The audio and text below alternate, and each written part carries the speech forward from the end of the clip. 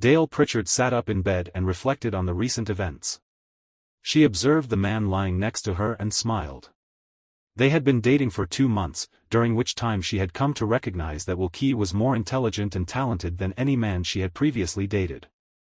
That evening, she discovered that he also possessed other admirable qualities. He possesses an impressive manhood and is adept at its use. It is unclear how many times she has climaxed, she has lost count after the first hour. She met Will a little over 2 months ago at her usual gathering, where she and a few colleagues from work were relaxing on a Friday night at Murphy's Tavern. She had consumed a few drinks. The preceding week had been particularly demanding at work, and the gentleman she had been dating for approximately 1 year did not appear or respond to her communications. The situation was further complicated by the fact that George was a colleague, and in fact, her immediate superior. Additionally, she had formed the impression that George was not inclined to be faithful. The bartender observed that the attractive blonde woman was not with the same man. He had seen her with the same man the previous night and did not believe they were exclusive because she did not have a ring on her finger. Additionally, he had seen the same man at the club the previous week with another woman. The bartender did not believe the man was the type to flirt with another woman. In light of the circumstances, this appeared to be an ideal occasion for an introduction. Will requested that the bartender serve beverages to the 4 women at the blonde's table. Upon the arrival of the drinks, Will approached the table to greet them. To his surprise, the blonde was as attractive in person as she had appeared from a distance. The room was even more impressive. She had a friendly and charming manner. It was evident to all at the table why Will was there, but he purchased drinks for everyone and was perceptive enough to converse with each woman for as long as he did with the woman he was pursuing. Consequently, the women permitted him to remain and interact with them.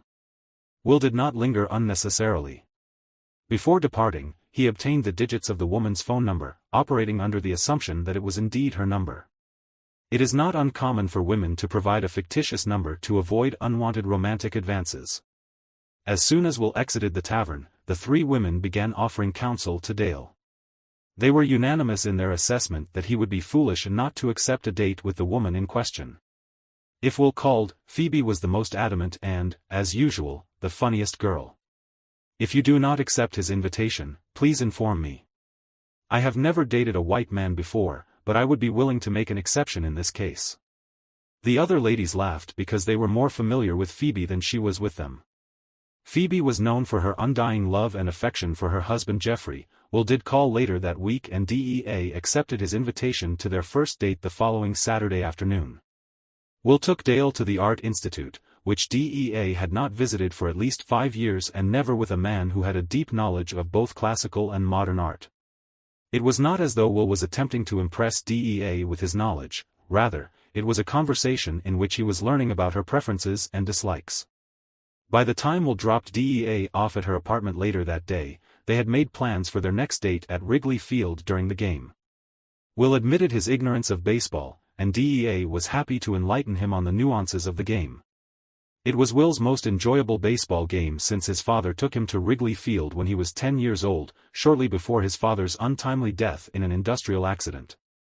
As the weeks passed, DEA spent more and more of her free time with Will, and much after the 4th week, Dale ceased spending her nights in George's bed. No formal announcement was made, Dale simply terminated her relationship with George. George was preoccupied with other romantic interests and was therefore unaware of Dale's decision for some time.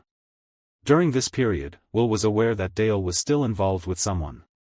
The relationship was still in its nascent stages, and there were no expectations of exclusivity. However, after the 4th week, Will observed that DAA was available at any time he requested a date. Neither Will nor Dale discussed their previous romantic partners during the initial few weeks. Everyone had their reasons for avoiding the topic, which was a common occurrence during that era. Both were dating and engaging in sexual intercourse with colleagues. Will had recently ended his relationship with Amanda Potter, one of the IT professionals in the office. During the first 2 months of their courtship, Dale discovered that Will's knowledge of art was only the beginning. Will possessed an extensive CD collection, including classical, rock, and jazz. Furthermore, they were listening to a concert in Grant Park. Will was the only man she knew who could spend the morning reading Dostoevsky and the afternoon fixing all the renovation problems in her apartment that the manager never had time for. He even spent one Sunday with her father getting his vintage. The telephone call she received from her parents that evening indicated that they considered him to be an appropriate match. She was of the same opinion but was curious as to why he did not attempt to engage in sexual intercourse with her. She was concerned that this might be a shortcoming on his part. It was unclear whether he was asexual, had a physical deformity or inability to engage in sexual intercourse, or was simply embarrassed by the size of his genitalia. The DEA was determined to ascertain this information, but she did not have the opportunity to do so because the following Friday, Will requested that she wear something attractive and took her to La Colonial on Rush instead of their usual Friday destination. That evening, they proceeded to a local tavern. As soon as the waiter departed with their drink orders, Will initiated a frank discussion. It was likely that she would be perceived as homosexual, given his lack of sexual advances. However, she was reluctant to begin the next phase of their relationship with a false pretense. During this phase of their relationship, she responded to his inquiry with a candid yes. She considered the possibility that he might not find her physically attractive or sexually appealing. However, she was confident that he viewed her as one of the most attractive women he had ever dated. In response, DAA smiled. Compliment. I concur. I am grateful for your kind words. However, I am uncertain if this implies a return to our previous sexual orientation. I ask this to ensure that I am understood. I am attempting to maintain a casual tone, yet I am secretly hopeful that this is not the case. I am not homosexual, as you have correctly surmised. However, I do not believe that this is an issue. I hope that we can address any concerns you may have. Other misconceptions about one's level of attraction to another person and whether one has performance issues are likely to have crossed your mind as well. DEA responded to his question with another smile, indicating that she was caught and that she did not need to say a word to confirm that this was one of her fears as well. At this point in the interaction, the waiter brought their drinks. They asked if they could be alone for a few more minutes before ordering dinner. Once the waiter agreed and left, Will continued, Dale, I waited so long for several reasons. One reason is that I knew you had a relationship with your boss. We have not talked about it, but I have a feeling that this relationship. Secondly, I have experienced a profound emotional attachment to you.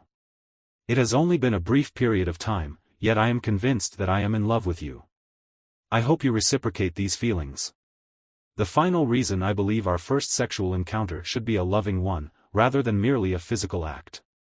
Before we engage in sexual intercourse for the first time, I would like us to be exclusive partners, without the involvement of other romantic interests.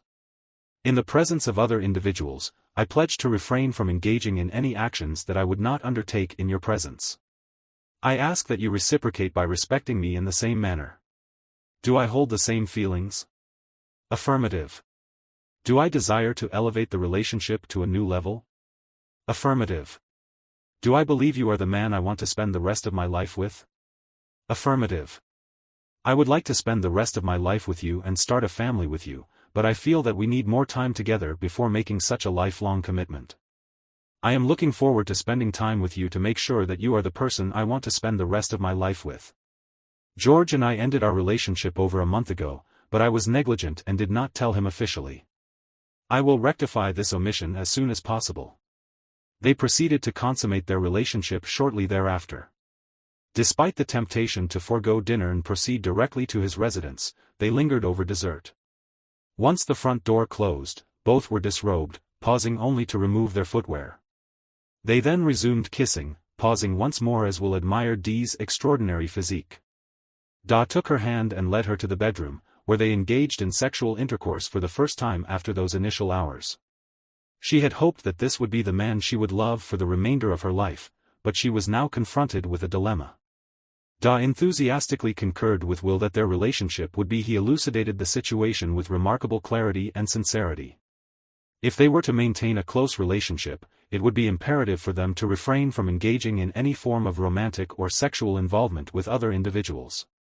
DEA had developed a strong infatuation for Will and was delighted to discover that he held a similar sentiment. Dialogue. Da had been dating her superior at the financial institution for approximately a year. Her relationship with Will became more serious. DEA avoided George Tinker. George eventually noticed and began pressuring DA about the lack of sexual activity over the past month. DA informed George that the relationship was over, which would create awkwardness at work. It seemed a straightforward decision. In the restaurant, DEA fell asleep in Will's arms, hoping for a favorable outcome. However, this did not come to fruition when those words were uttered. On Monday morning in George's office, she observed the anger in his eyes. George was a proud man, women did not leave him. He was the one who initiated the separation.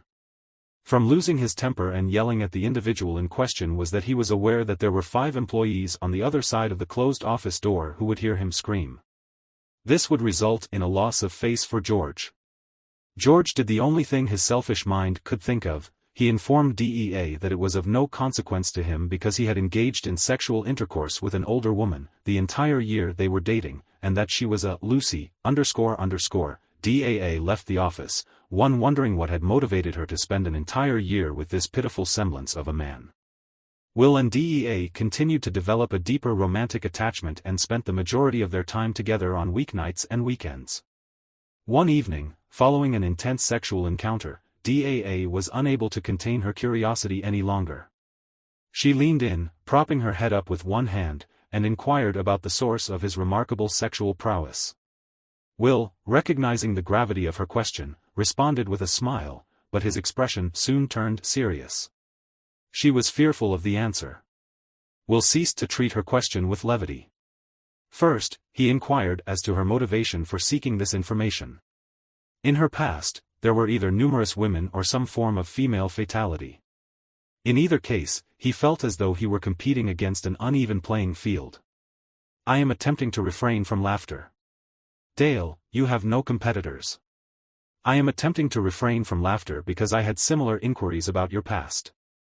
I am curious as to where you may have acquired some of the techniques you employ with your body. Have you been tutored by an exotic partner in the past?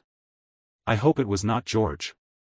I am not inclined to provide a detailed account, but I ask that you believe me when I tell you that George was unable to satisfy any of those inflatable dolls. I believe you are attempting to change the subject. How do you know how to engage in sexual intercourse in the manner you do? The full moon shone through the window, illuminating Dee's beautiful blue eyes and blonde hair. Hair practically glowed. This was the pivotal moment in their relationship, and Will was resolved to succeed. No secrets.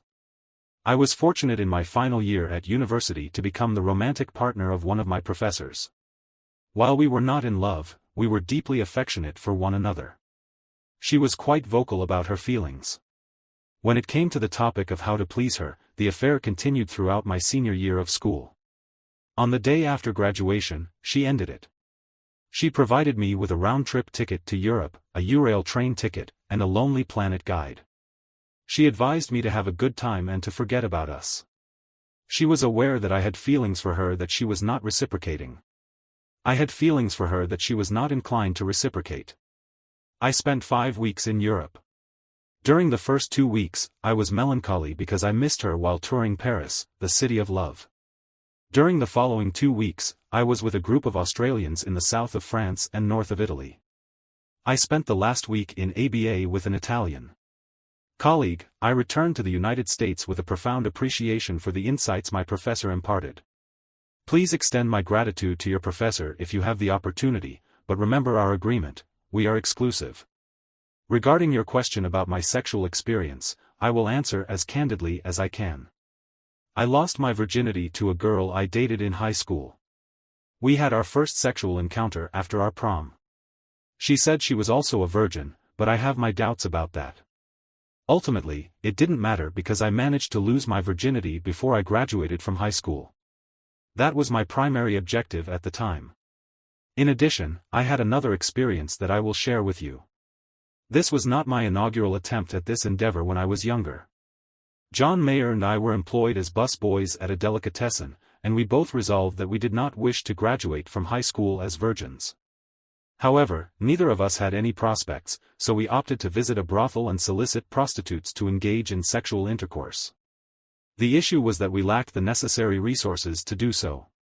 We were unaware of the location of the house of ill repute, so we inquired with the individual who was washing the dishes. He provided us with an address in the vicinity of Camp Sky Park on the south side. Upon arriving at 47th Street, we were pursued by 5 or 6 individuals. It was evident that we were not welcome in their territory. Despite being fearful, John and I proceeded to enter the tavern, directly confronting the group of men who had been pursuing us. The expressions of the patrons in that tavern were particularly noteworthy, as they appeared to be in a state of shock and disbelief. We were fortunate to have been received in such a manner, as it could have resulted in a significantly more unfavorable outcome. Instead of returning to the street, the bartender contacted the police, who placed us on a train heading north, where we belonged. What did you tell the police? Did you inform them that you had misread the schedule and were going to a baseball game, and had therefore taken the wrong train? This experience led me to reconsider my stance on paid sexual encounters. Prior to this, I had remained a virgin. I have not engaged in any form of direct payment for sexual services. The next occasion on which they met was Will's turn. Miss Pritchard, I would be interested to hear how you lost your virginity and what your most memorable sexual experience was. Dale laughed out loud, indicating that she believed he was dating the most prurient individual in Chicago. He had engaged in sexual intercourse with 4 men in his lifetime. The DEA again laughed when she observed the expression on Will's face. The first male partner was a young man who was a basketball player.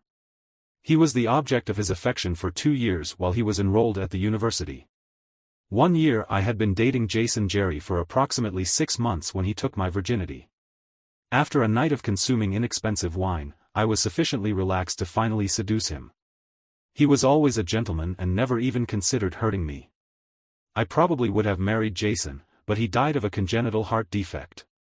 It was difficult for anyone to comprehend how a college athlete could have a heart condition. He was in such great shape, always running and always active. Will saw tears welling up in DEA's eyes and squeezed her shoulders. I apologize for inquiring further. You are under no obligation to divulge any additional information if you are not comfortable doing so. I assure you that I am coping well.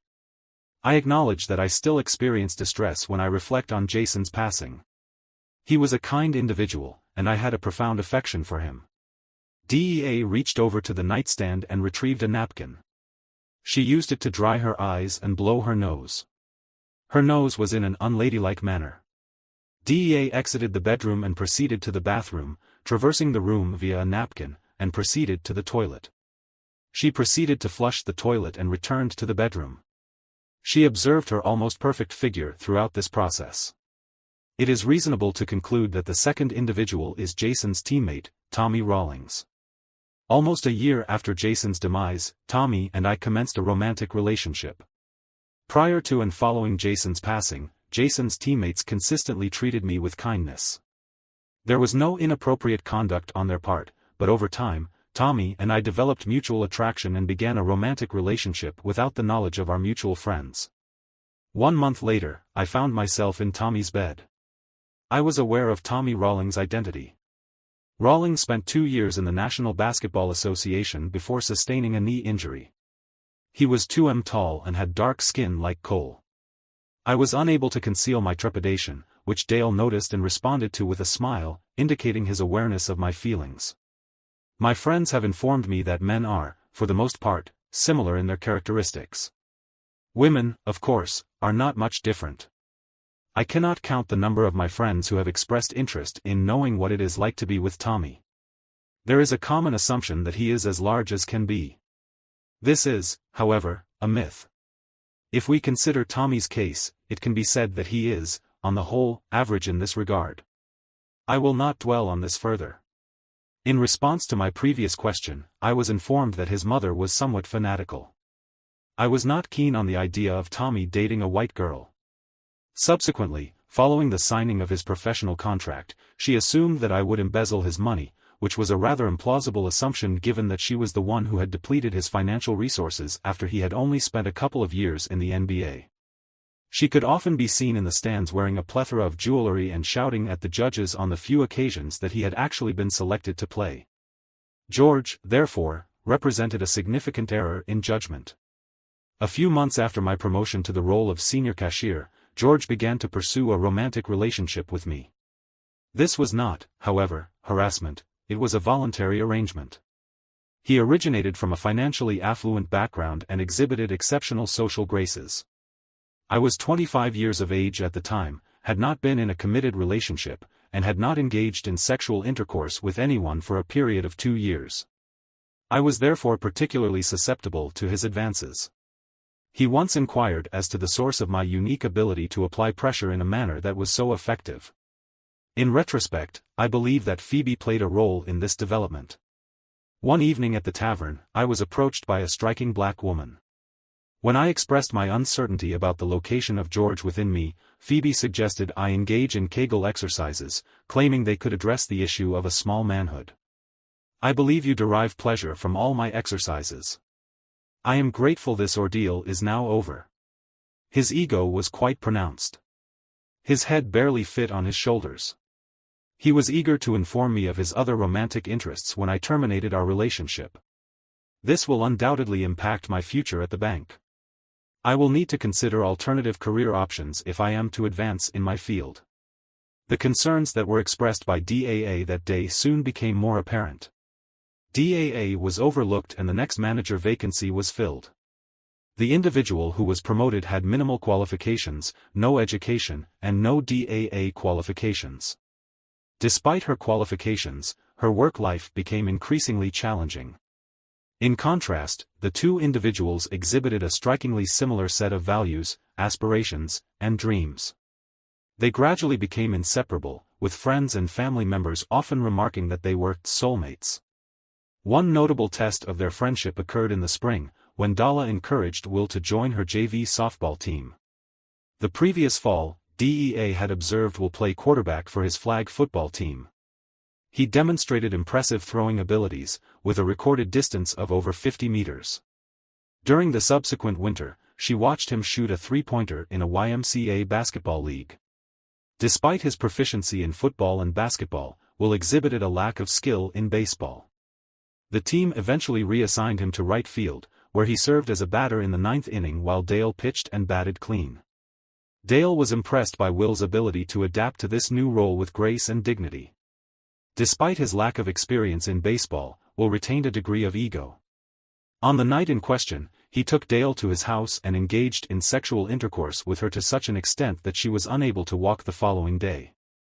In the subsequent game, Will attempted to strike out on every occasion, and DEA secretly crossed her fingers each time he did so, hoping for a further strikeout.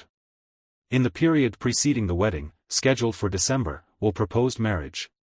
While the proposal itself was not particularly surprising, Will's subsequent statement indicated a potential change in circumstances. I was offered a promotion, which would require me to relocate to the Milwaukee office.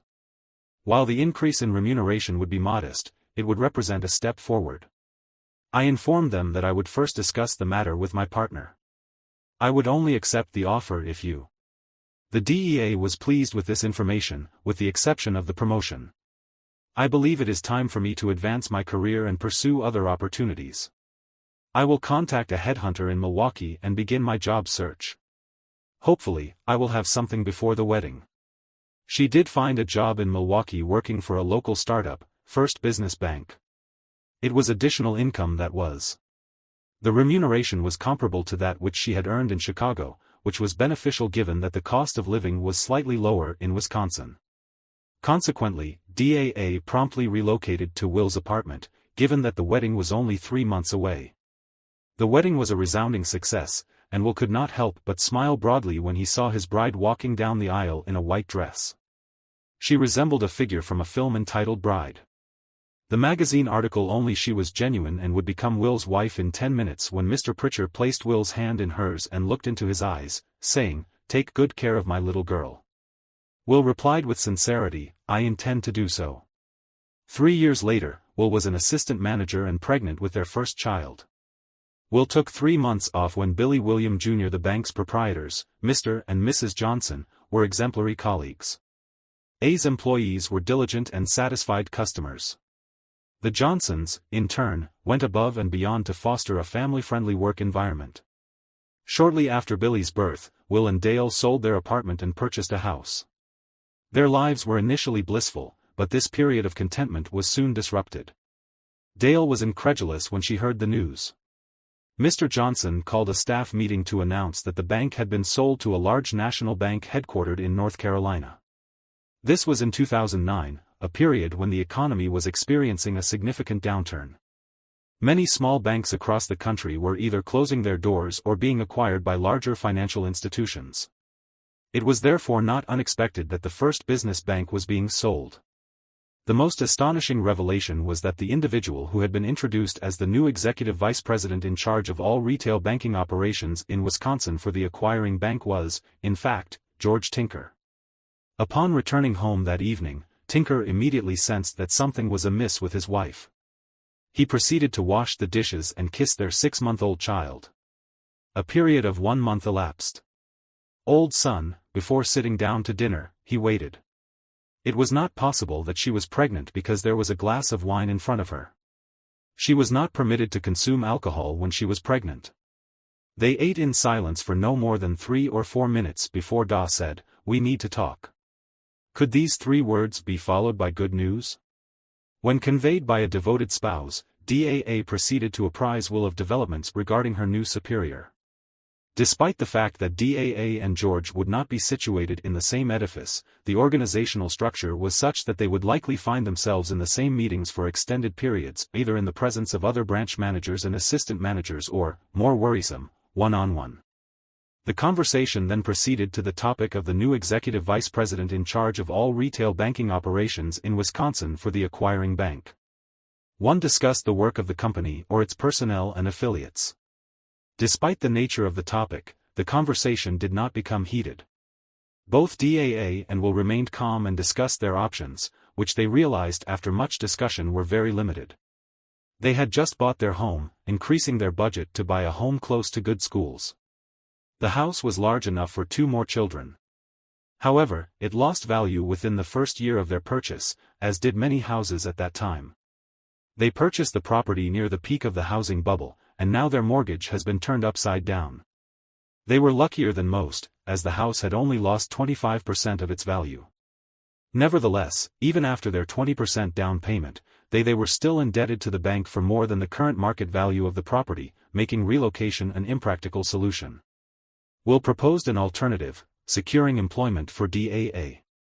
However, this was unlikely to be feasible in the context of the ongoing financial crisis and the significant number of banking sector job losses.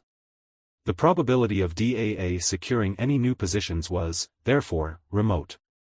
The probability of success was minimal, particularly given her current salary.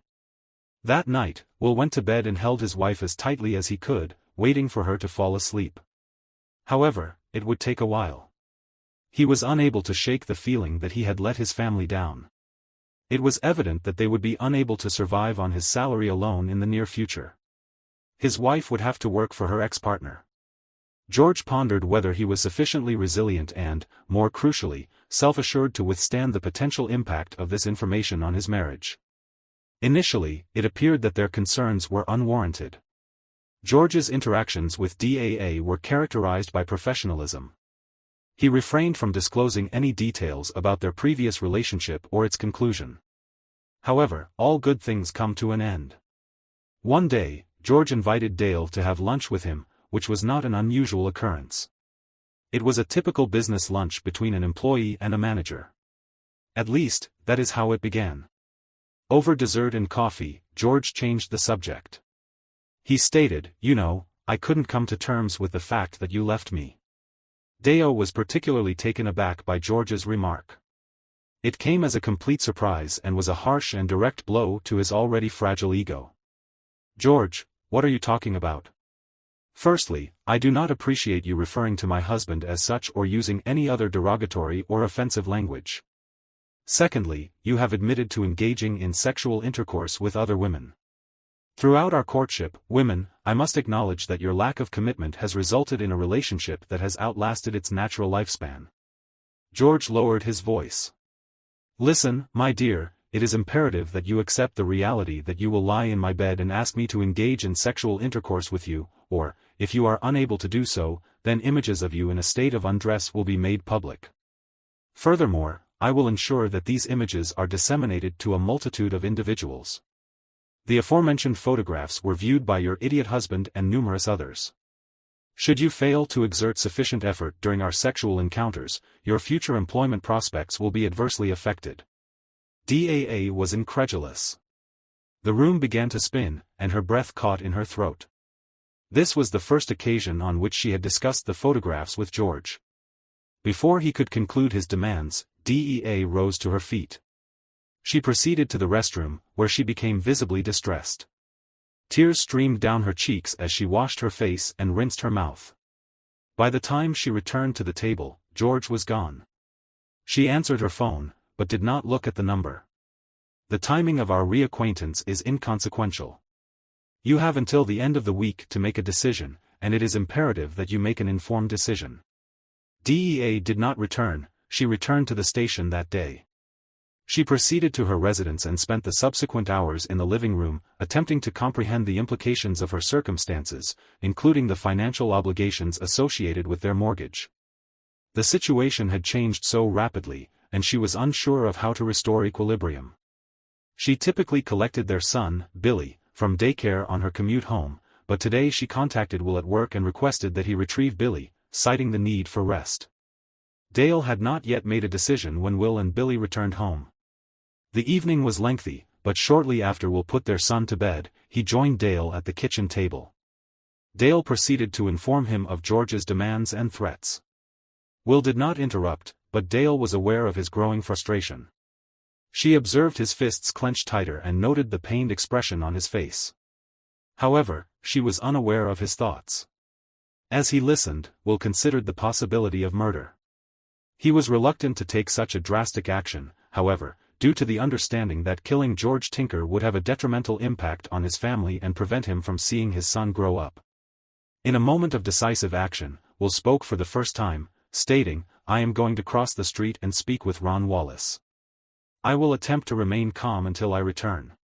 Perhaps Ron Wallace could offer some suggestions on how to resolve this situation without incarcerating me.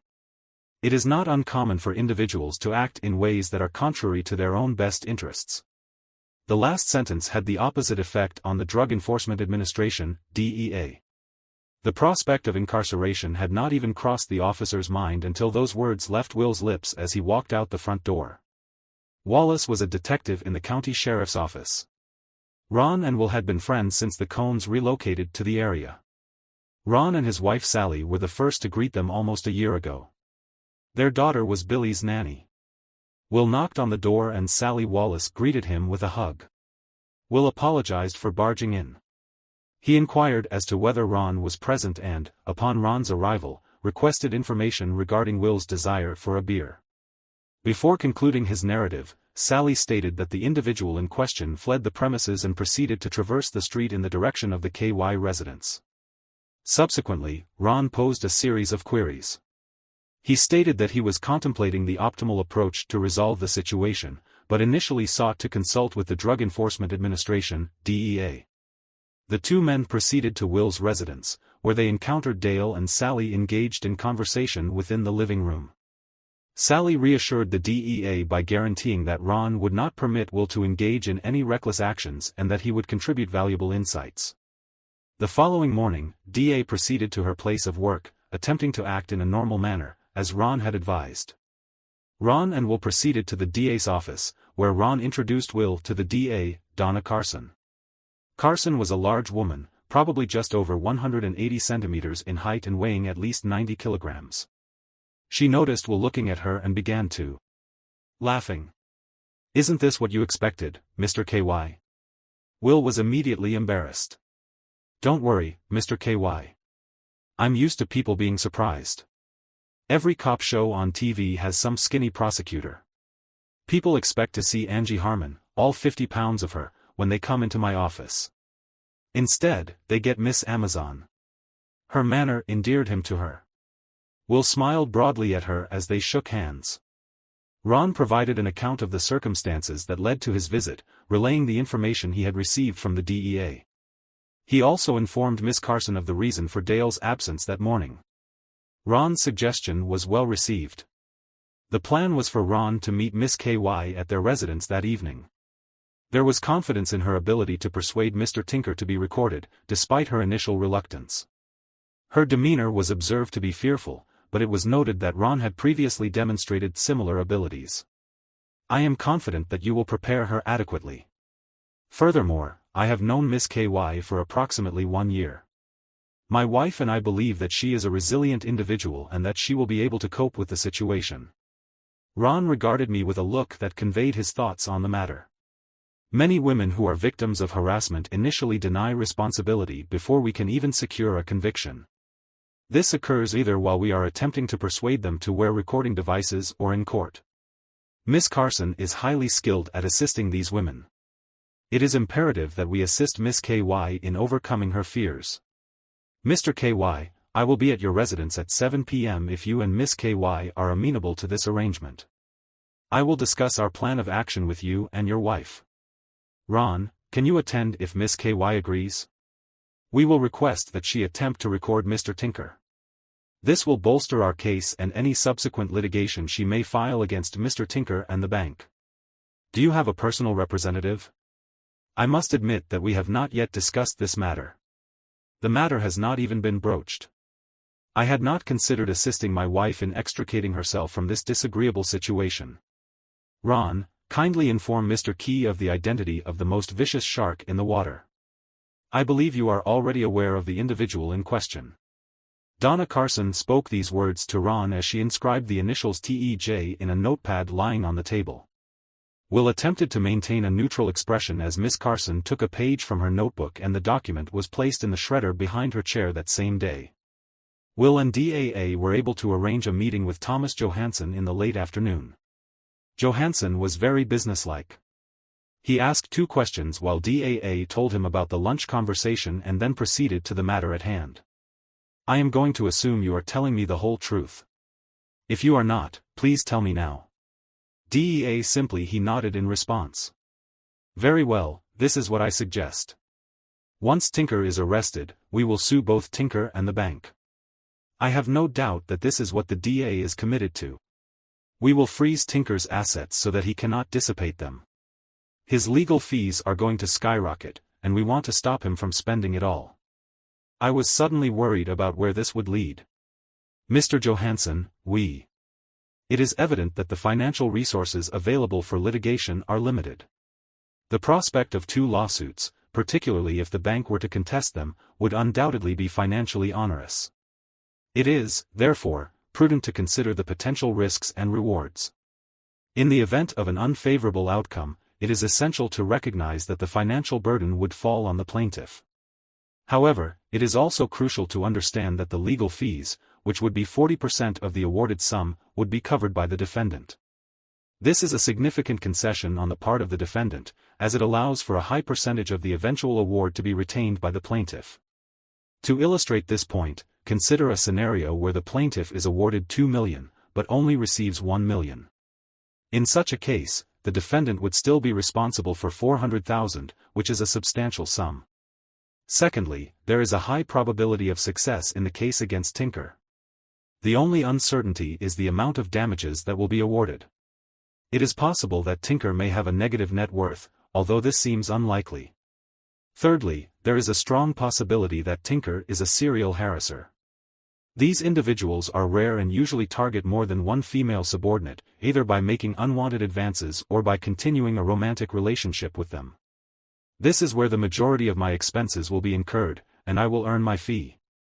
My team will investigate who, what, and when. Once we establish a pattern, the bank will seek to make settlements. We could also proceed to a jury trial. It is likely that a substantial financial compensation will be awarded, but this will entail a minimum of 1 year of testimony before the trial commences, with the potential for an appeal. It would be prudent to present evidence of systematic harassment and endeavor to reach an out-of-court settlement with the bank. It will be your decision when the time comes. I will now leave you two to discuss this in private. In response to Johansson's departure, Will and DEA regarded each other for a moment before DEA spoke. Will replied, "I like him. I am unsure why, but let's call it an inner feeling. In addition, he was recommended by the district attorney's office. I am confident that you will form a positive impression of her when you meet her tonight. If Johansson is amenable to our proposal and assumes the financial responsibility, I recommend that we sign him. What are your thoughts on this matter? Let us review the document together. If everything is in order, I am in agreement. Thomas Johansson exhibited a newfound enthusiasm when DEA apprised him of the details of their discussion. Given the necessity of returning home to meet Miss Carson, Johansson assured them that the documents would be delivered to their residence that evening. Will's assessment proved to be accurate. The DA expressed admiration for Donna Carson and a willingness to collaborate with her. Carson was pleased with the outcome. A meeting with a lawyer had already taken place. If everything goes according to plan, Mr. Tinker will spend the weekend in jail. I am not personally acquainted with Tinker, but if at any time you feel threatened, do not hesitate to contact me. This is my mobile number. It requires courage to take the actions you are about to take. I appreciate your willingness to do so because I am committed to removing predators from our streets. I need your assistance to achieve this goal. Donna Carson left the KY home just as a courier arrived to deliver the lawyer's papers. It took them another hour to read and sign the contract. He was taken to Johansson's office first thing in the morning. It was a long, stressful day. Dalla lay in bed, snuggled into Will's arms, her head resting on his chest. Despite their desire to engage in sexual intercourse, they lacked the requisite strength to do so before falling asleep. Dalla whispered, "I love you, Mr. Key." God, how Dale adored this woman. "I love you too, Mrs. KY, she said. Dale called and agreed to meet George on Friday for lunch. In the event of a trial, Miss Carson would have requested that DAA wear the same attire on the day of her testimony for the first 20 minutes of dinner. George was notably affable, exhibiting the same charisma that had initially attracted Dale to him. However, the DEA declined his offer. He extended an offer to have a cocktail or a glass of wine, indicating that he did not want anything to cloud her mind. As it transpired, there was a compelling rationale for her discomfort that had manifested itself around the midway point of the lunch. George proceeded to lean forward and grasp DEA's purse, despite her objections, and proceeded to rummage through its contents. He produced a hand with a digital voice recorder concealed within. George terminated the recording and leaned back in his chair, displaying an expression of malevolence. "DEA, you are foolish. Did you truly believe that I was so naive as to be unaware of the possibility of being framed?" DEA remained stationary, the fork in her hand. She did not respond verbally, but her body language conveyed her displeasure. "I am going to inform you of the consequences of your actions. I am extremely displeased with this prank, and you will face significant repercussions for your actions. Here is my address. Create an excuse for your husband and be at 6 p.m., there will be no need to worry about one's appearance. An outfit will be provided upon arrival. It is not anticipated that one will return home before midnight, so it would be prudent to prepare a convincing excuse for one's future spouse." The DEA attempted to maintain composure, but it was challenging to remain calm in the face of this unexpected turn of events. It would be beneficial to ascertain what the potential consequences might be. "Should I fail to appear, I must reiterate the importance I place on my marriage. It is therefore unlikely that I would endanger my family for your benefit. However, if you do not comply, I can guarantee you a significant degree of discomfort. I have a video recording of us engaging in sexual intercourse. It is inevitable that this will eventually be made public, and copies will be sent to your family, colleagues, and other associates. The videos are not dated, and any identifying information has been digitally altered to protect my identity. It is notable that your approach to the situation has not changed in the past 5 years. It is likely that the videos are not recent, given the lack of updates. It would be in your best interest to conclude this matter by 6 p.m. 30. The video will become public knowledge. Furthermore, it should be noted that the act of attempting to record a private meeting may result in unintended consequences. In this case, the individual in question may be invited to join the meeting. 31. The individual, identified as Dale, expressed discontent with the situation. In the television series The Wire, a technology that can be used to record conversations is referred to as a wire. After paying the bill for lunch, George stood up with a smile on his face. However, his expression changed to a smirk when he considered cuckolding DEA's husband. His expression then turned into a concerned look as he faced two large men and a large woman. All three individuals were holding badges in their left hands. "Mr. George Tinker, you are under arrest," the woman stated. While George was incarcerated over the weekend, Don Carson obtained a search warrant. It took the district attorney's computer expert only 20 minutes to open George's computer and even less time to locate the flash drives that Tinker had not password protected. These flash drives contained photos and videos of the DA as well as those of numerous other women. Some of the women were aware of the filming, but most were apparently not. Evidence indicated that at least two of the women had previously been victims of George's blackmail. One of them eventually agreed to testify at Tinker's trial. From that moment onward, circumstances took a turn for the worse for George. It could be argued that he was an unfortunate victim of circumstances. His lawyer managed to freeze George's assets while the lawsuit was pending. Unfortunately for George, with his assets frozen, he was effectively stripped of his financial resources. The powerful law firm that had previously represented him effectively abandoned him, effectively leaving him to his fate.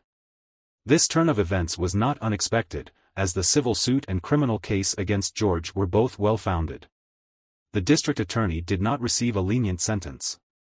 George's law firm was able to discern that they did not want to be on the losing end of two unfavorable cases, particularly with the possibility of having to fight both cases pro bono. As a result, he was left with a very inadequate legal representative, who was forced to refrain from laughing at times during the civil trial. The DEA received a judgment of $2 million. However, by the time George's assets were liquidated and after his lawyer received his 40% share, the DEA received just under $250,000.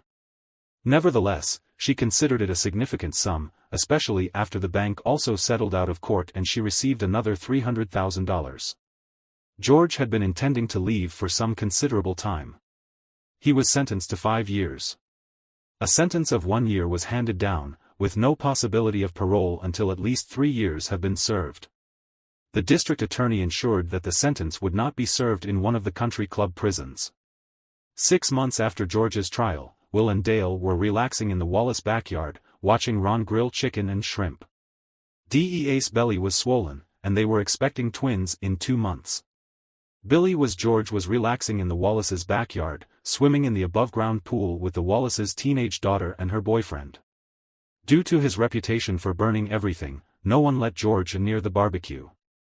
Instead, he sat at the picnic table, enjoying a Long Island iced tea, and rubbing his wife's belly every couple of minutes. One of the twins would kick. George never tired of this feeling. The screen door from the kitchen opened, and Sally exited the residence, accompanied by Donna Carson and a man of considerable stature. He resembled a bare refrigerator, as Will had previously observed. Donna caught Will's gaze and erupted in laughter. "Please allow me to introduce my husband, David Carson. David, this is Will, KY, and his lovely wife, Dalla." Will extended his hand, anticipating a robust greeting. However, David's gesture was gentle, a contrast to Will's initial expectations. He shook her hand firmly before turning and taking Dalla's hand. The DEA informed Will that she felt as if a large man was holding a delicate bird in his gentle embrace. The three couples subsequently adopted a relaxed demeanor. It was evident that each couple's marriage was founded on profound love and mutual respect between the partners, yet a sense of comfort that permitted some degree of enjoyment. The conversation was characterized by light-hearted banter. The discussion of DEA's case was temporarily interrupted by a few minutes of light-hearted banter. Neither Sally nor David were privy to many details, but Sally shared one important observation. She stated, "Do you want to know what made the greatest impression on me? BID's DEA is capable of handling all of this." I didn't doubt her for a second. This just goes to show how important trust is too. A robust marriage soon followed. It became easier again, as the children exited the pool, dried themselves, and joined the adults at the table. The food was served as the chicken and shrimp were passed around. Will endured further verbal abuse for his perceived lack of manliness in grilling the food. DEA reassured him with a kiss on the cheek. She laughed, indicating that she found him man enough for her.